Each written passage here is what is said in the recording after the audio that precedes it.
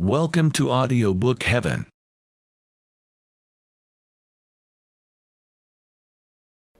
Alice's Adventures in Wonderland by Lewis Carroll, Chapter 6, Pig and Pepper.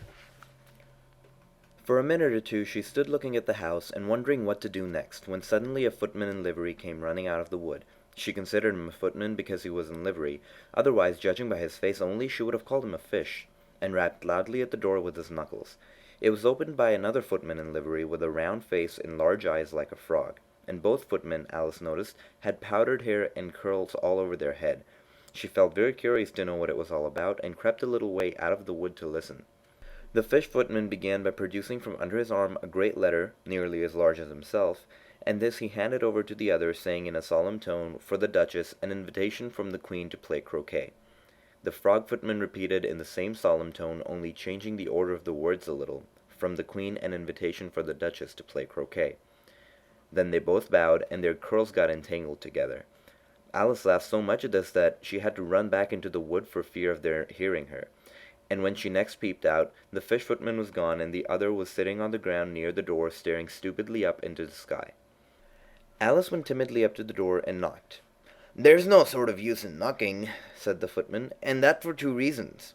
First, because I am on the same side of the door as you. Secondly, because they're making such a noise inside that no one could possibly hear you."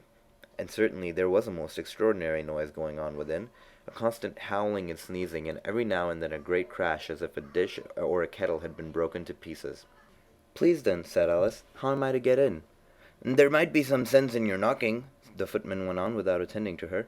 "If we had a door between us, for instance, if you were inside you might knock, and I could let you out, you know." He was looking up into the sky all the time he was speaking, and this Alice thought decidedly uncivil. But perhaps he can't help it, she said to herself. His eyes are so very nearly at the top of his head.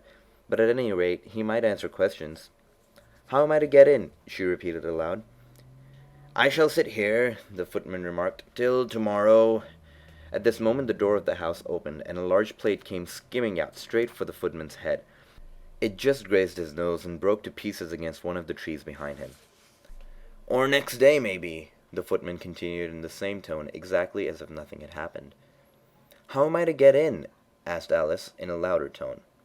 "Are you to get in at all?" said the footman. "That's the first question, you know." It was, no doubt, only Alice did not like to be told so. "It's really dreadful," she muttered to herself, "the way all these creatures argue. It's enough to drive one crazy." The footman seemed to think this a good opportunity for repeating his remark, with variations. "I shall sit here," he said, "on and off for days and days." "But what am I to do?" said Alice. "Anything you like," said the footman, and began whistling. "Oh, there's no use in talking to him," said Alice desperately. "He's perfectly idiotic," and then opened the door and went in. The door led right into a large kitchen, which was full of smoke from one end to the other. The Duchess was sitting on a three-legged stool in the middle, nursing a baby. The cook was leaning over the fire, stirring a large cauldron which seemed to be full of soup. "There's certainly too much pepper in that soup," Alice said to herself, as well as she could for sneezing.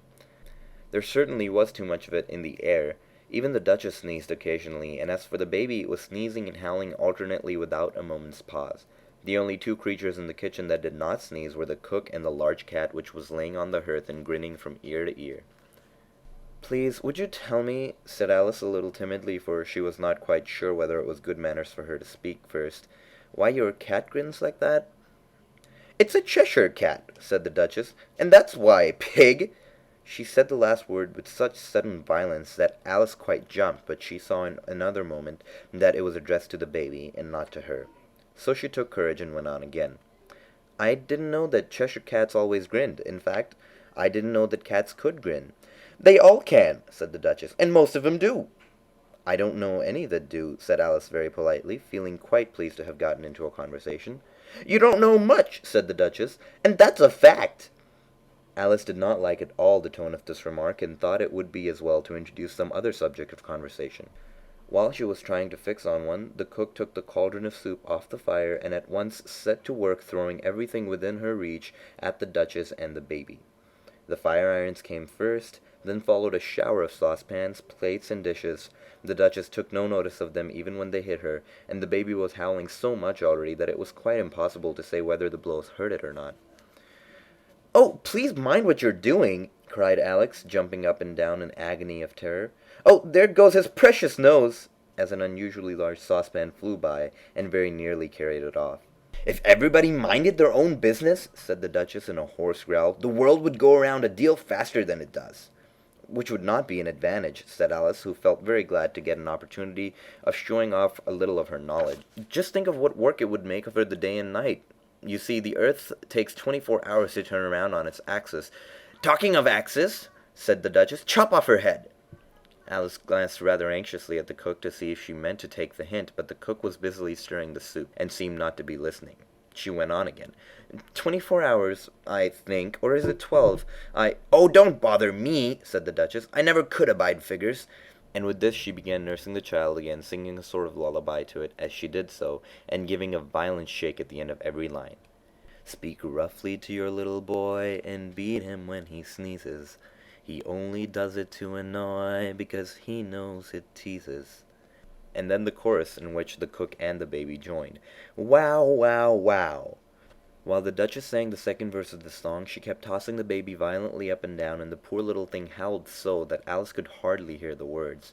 "I speak severely to my boy, and beat him when he sneezes, for he can thoroughly enjoy the pepper when he pleases."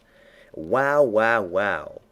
"Here, you might nurse it a bit if you like," the Duchess said to Alice, flinging the baby at her as she spoke. "I must go and get ready to play croquet with the Queen." And she hurried out of the room, and the cook threw a frying pan after her as she went, but just missed her. Alice caught the baby with some difficulty, as it was a queer-shaped little creature, and held out its arms and legs in all directions. "Just like a starfish," thought Alice. The poor little thing was snorting like a steam engine when she caught it, and kept doubling itself up and straightening itself out again, so that altogether for the first minute or two it was as much as she could do to hold it. As soon as she had made out the proper way of nursing it, which was to twist it up in a sort of knot, and then keep tight hold of its rear end and left foot, so as to prevent its undoing itself, she carried it into the open air. "If I don't take this child away from me," thought Alice, "they're sure to kill it in a day or two. Wouldn't it be murder to leave it behind?" She said the last words out loud, and the little thing grunted in reply. It had left off sneezing by this time. "Don't grunt," said Alice. "That's not at all a proper way of expressing yourself." The baby grunted again, and Alice looked very anxiously into its face to see what was the matter with it. There could be no doubt that it had a very turn-up nose, which was more like a snout than a real nose. Also, its eyes were getting extremely small for a baby. Altogether, Alice did not like the look of the thing at all. "But perhaps it's only sobbing," she thought, and looked into its eyes again to see if there were any tears. No, there were no tears. "If you're going to turn into a pig, my dear," said Alice seriously, "I've got nothing more to do with you. Mind now!" The poor little thing sobbed again, or grunted, it was impossible to say which, and then went on for some while in silence. Alice was just beginning to think to herself, "Now, what am I supposed to do with this creature when I get home?" when it grunted again so violently that she looked down into its face with some alarm. This time there could be no mistake about it. It was neither more or less than a pig, and she felt that it would be quite absurd for her to carry it any further. So she let the little creature down, and felt quite relieved to see it trot away quietly into the woods. If it had grown up, she said to herself, it would have made a dreadfully ugly child, but it makes a rather handsome pig, I think. And she began thinking over other children she knew who might do very well as pigs, and was just saying to herself, if one only knew the right way to change them, when she was a little startled by seeing the Cheshire Cat sitting on the bough of a tree just a few yards off. The cat only grinned when it saw Alice, and it looked good-natured, she thought. Still, it had very long claws and a great many teeth, so she felt that it ought to be treated with respect. "Cheshire Puss," she began rather timidly, and she did not at all know whether it would like the name. However, it only grinned a little wider. "Come, it's pleased so far," thought Alice, and she went on. "Would you tell me, please, which way I ought to go from here?" "That depends a good deal on where you want to go," said the cat. "I don't much care where," said Alice. "Then it doesn't matter which way you go," said the cat. "So as long as I go somewhere," Alice added with explanation. "Oh, you're sure to do that," said the cat, "if only you walk long enough." Alice felt that this could not be denied, so she tried another question. "What sort of people live about here?" "In that direction," the cat said, waving its right paw around, "lives a hatter, and in that direction," waving the other paw, "lives a March hare. Visit either you like, they're both mad." "But I don't want to go among mad people," Alice remarked. "Oh, you can't help that," said the cat. "We're all mad here. I'm mad. You're mad." "How do you know I'm mad?" said Alice. "You must be," said the cat, "or you wouldn't have come here." Alice didn't think that proved it at all. However, she went on. "And how do you know that you're mad?" "To begin with," said the cat, "a dog's not mad. You grant that?" "I suppose so," said Alice. "Well, then," the cat went on, "you see, a dog growls when it's angry, and wags its tail when it's pleased. Now, I growl when I'm pleased, and wag my tail when I'm angry. Therefore, I'm mad." "I call it purring, not growling," said Alice. "Call it what you like," said the cat. "Do you play croquet with the queen today?" "I should like it very much," said Alice, "but I haven't been invited yet." "You'll see me there," said the cat, and vanished.